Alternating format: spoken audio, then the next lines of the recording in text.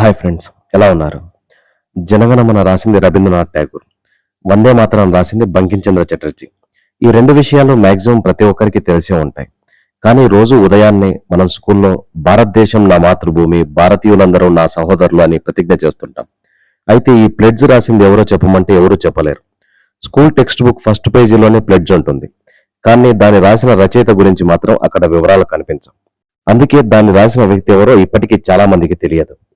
ఈ ప్రతిజ్ఞ రాసిన వ్యక్తి తెలంగాణ బిడ్డ పైడిమర్రి వెంకట సుబ్బారావు గారు. ఇతను నల్గొండ జిల్లాలో అన్నెపర్తిలో జన్మించారు. ఈ ప్రతిజ్ఞ మొత్తం 9 వాక్యాలు కలిగి ఉంటుంది. 1962 సెప్టెంబర్ 17న ఆయన ప్రతిజ్ఞ రచన చేశారు.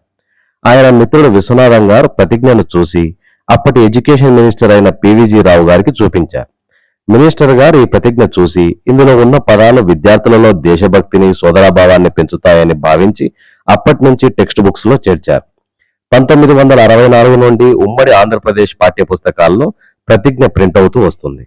అదే సంవత్సరం సెంట్రల్ గవర్నమెంట్ వాళ్ళు కూడా ప్రతిజ్ఞను మిగతా భారతీయ భాషల్లోకి అనువాదం చేయించారు. 1965 జనవరి 26 నుండి అన్ని విద్యాలయాల్లో ప్రతిజ్ఞను ఆలపిస్తున్నారు. కానీ రచయిత పేరును మాత్రం ముద్రించలేదు.